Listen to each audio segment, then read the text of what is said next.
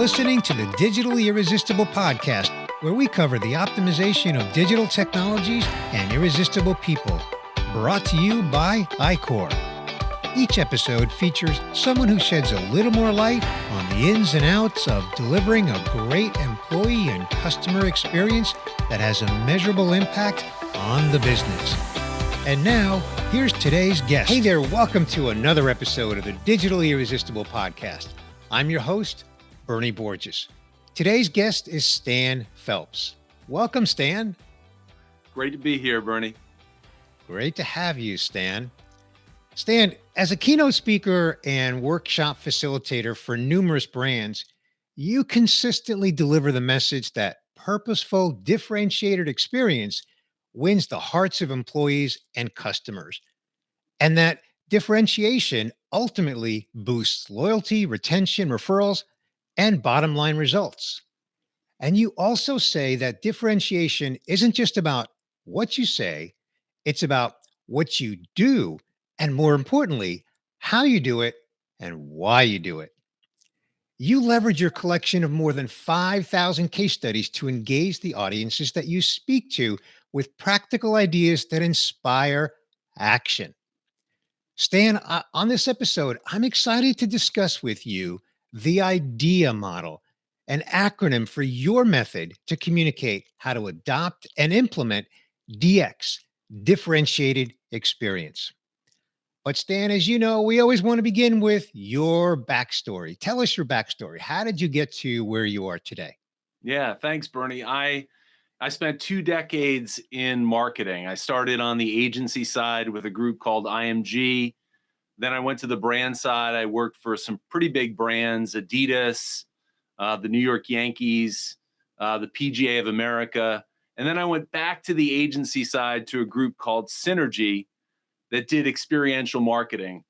And this was back in the early 2000s. I was doing larger than life type of experiences. And this was during the advent of social. I saw things changing so quickly in marketing. And I had kind of a moment of truth back in 2009 about the idea that we never quite just meet the expectations of the customers that we serve.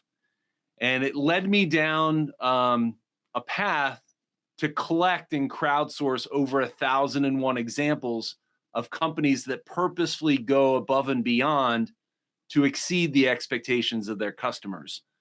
And that led to my first book called The Purple Goldfish. Now that's just one of over a dozen books in a series about creating a differentiated experience. That's awesome.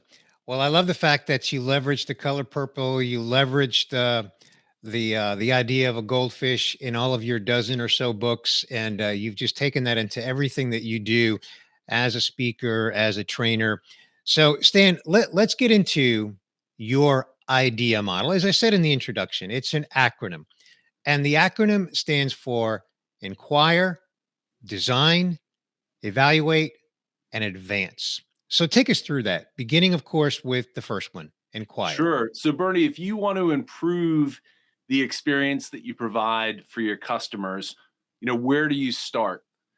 And for me, it all starts with trying to be able to drive insight and get close to the customers that you serve. So Inquire is where you start. It's a simple 3-step process. When I'm working with clients, we help kind of build around a persona of the customers that you serve, ideally your most valued customers. From there, we start to step into their shoes and think about the journey that they go on as a customer, as how they relate to us as a brand, and everything that they experience along the way. And we do that in order to uncover what I would call gaps or opportunities in the experience. So as a gap is kind of a point of friction where we're not quite meeting the expectations of that customer, we need to kind of smooth out that part of the experience. And then there's what we call opportunities. And opportunities are kind of key moments within the experience that if we're smart, we can elevate the experience to create a truly peak moment. And so that's Inquire itself. I love this quote from the late Jack Welch, former CEO of GE. He said, going forward, there's only two keys to competitive advantage. He said, one, you have to learn about your customers faster than your competition. He said, but that only gets you insight. You then need to take those insights and put them into action faster than your competition. That kind of leads us to the D. So that leads us to design. So we've done the inquire. So now we've learned something about the customer experience and where the gaps or the opportunities are. And so now that leads us to design. Yeah, absolutely. Design really starts, it's another three-step process with kind of setting our focus. So we can't do everything. So we taught when I work with my clients, it's like, how do we focus on our most damaging gaps? Those critical touch points within the journey where we're not quite meeting the expectation. We need to fix those things. But here's the thing, we can't just focus on maybe fixing and smoothing things out. We also need to focus on our most promising opportunities. Where can we really raise and elevate the experience? And once we've set our focus on those things, our most damaging gaps and most promising opportunities, then we really need to start to ask big questions. And that's a whole process of really opening the lens to think about, if we had a year to fix this, how would we do it? If we had $1 million to fix it, how would we do it?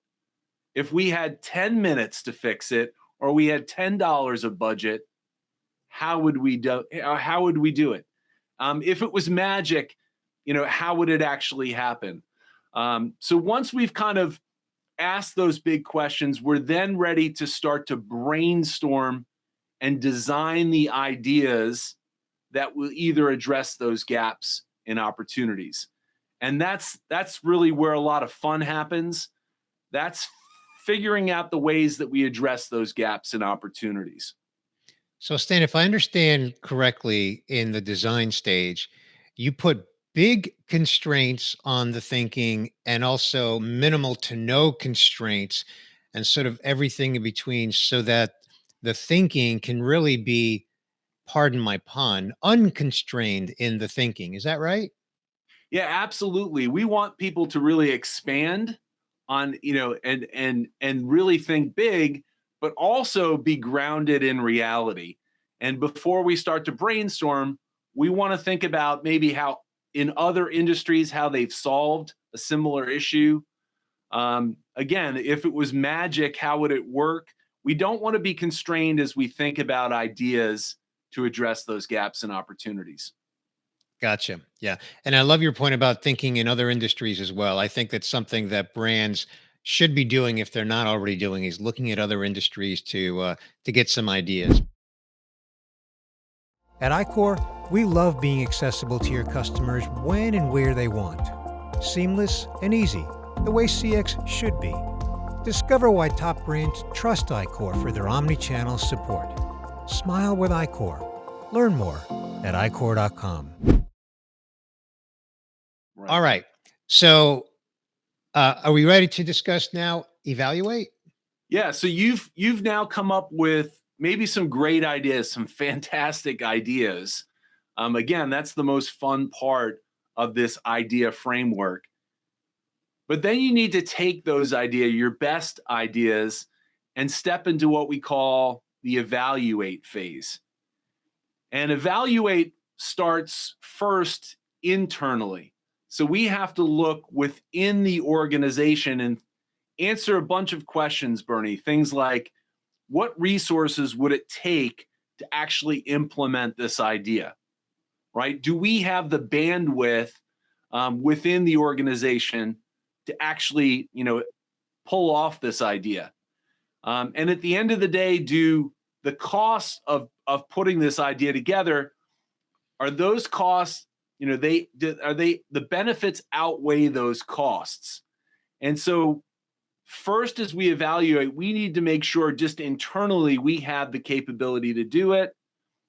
The second part of the three-step process for evaluate is what we call external validation, right? As much as we kind of stepped into the shoes of that customer and went on the journey with them and came up with these ideas, we've done it in a little bit of a vacuum. So we want to take those great ideas and we want to, whether we sit down in a focus group or we do surveys or maybe we have a customer advisory board, we want to make sure we're validating what we feel about those ideas is actually what our customer thinks. And once we've done that internal assessment and that external validation, we're ready for the last step. And it's what we call the pilot phase. So how do we figure out creating kind of a minimally viable solution, right? Maybe take it to a certain market or do it in a very kind of, crude way, but we need to test out that idea to make sure we're validating it. And once we've done that pilot, assuming the pilot is successful, we're ready for that last stage, what we call advance.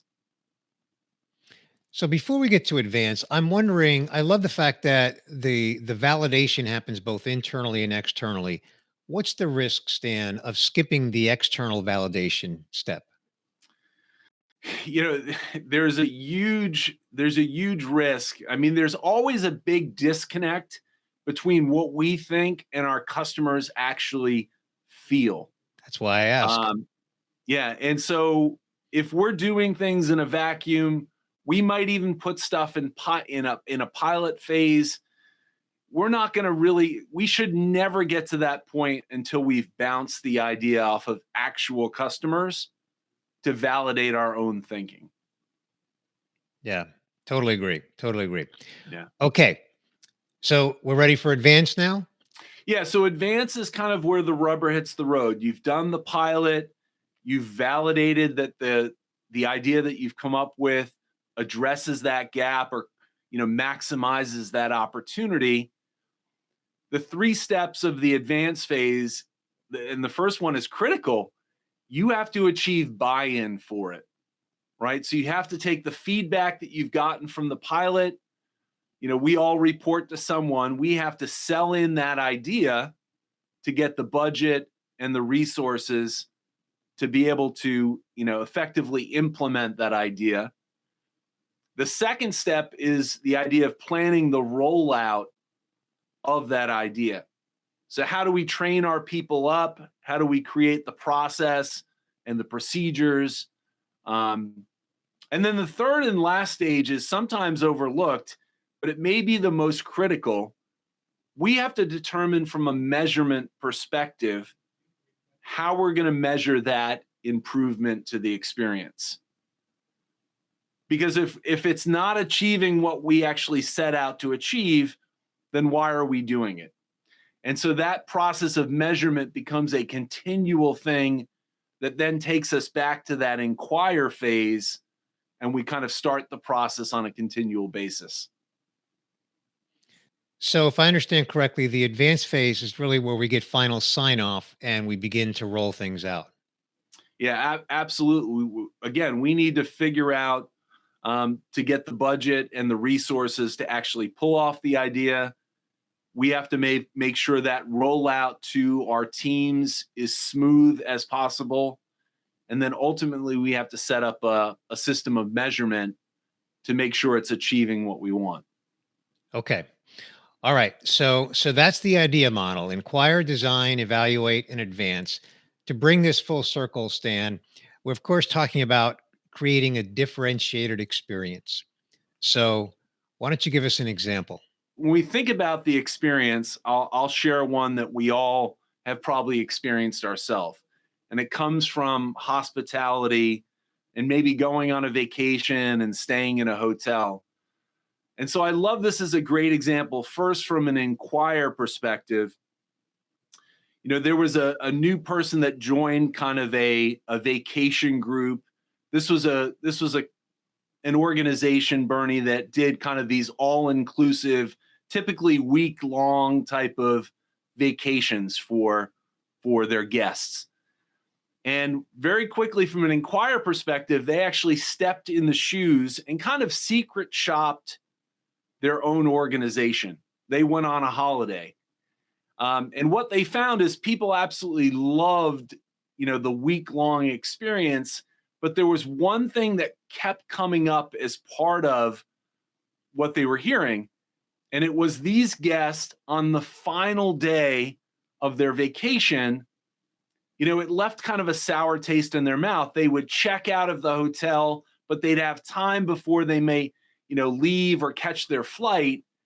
And they just felt like second-class citizens. They didn't quite have access to the facilities. The staff had kind of moved on to new people coming in, and they just felt a little bit forgotten. And based on that little bit of insight, they thought, well, how could we design a better experience for our guests? Because that last moment, Bernie, is something that stays with us. It's, that end of the experience is absolutely key. And so they came up with a bunch of ideas, and the one that they implemented was the idea of creating what they call Departure Beach. And this was a lounge that they created within the resort, where those guests on their last day would kind of have a place to kind of hang out, and feel like they were still part of the experience. And they left with that much better of a taste in their mouth. And it really capped off a great week of experience. I love that example, Stan. The word departures in it. The what was the second part of it? Departure Beach, right? Departure Beach, yeah. Yeah. So you still have that vacation feel in the name of that experience. And it feels like an experience. Just the name itself feels like an experience. So that's a great example. Love that example. Thank you. Well, Stan, thank you for sharing the idea method. And so before we begin to wrap things up and go to the fun question, I want to ask you, where can our audience connect with you online? Just learn more about what you've got going on in your world. Great. I write each day on LinkedIn under a hashtag called the1299.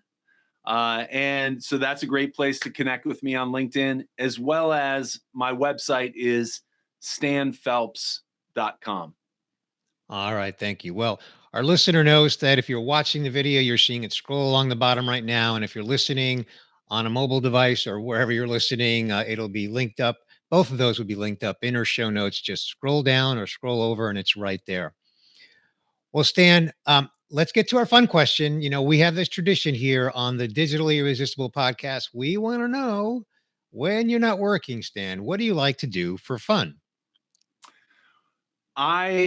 This is the silver lining of the pandemic for me, Bernie, was golf. The ability to get outside and exercise and experience a little bit of nature.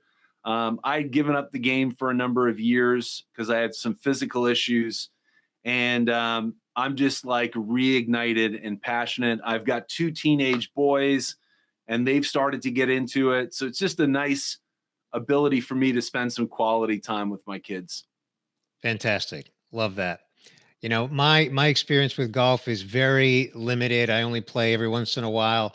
The one thing I know about the game is that, in one outing, if you hit one ball well, you kind of get inspired to want to do it again. So I can relate. That one shot brings you back. Exactly. Well, Stan, I just want to thank you for taking time out of your schedule. I know you're on the road a lot, teaching and conducting workshops and keynoting and all that. And so this idea model, this acronym for Inquire, Design, Evaluate, and Advance, to create a differentiated experience, as you said in your own backstory, it's something that brands really need to be focused on. And I love the example that you shared, that whole Departure Beach example is just, one of, I'm sure, many examples of where brands can implement a model like this so that they can, in fact, create a differentiated experience. So thank you so much for sharing your expertise with us here today. Glad to be on the show. Thanks for listening to this episode of the Digitally Irresistible podcast, where we cover the optimization of digital technologies and irresistible people, delivering a great employee and customer experience that has a measurable impact on the business. Brought to you by iQor. Be sure to subscribe on your favorite podcast player so you don't miss future episodes.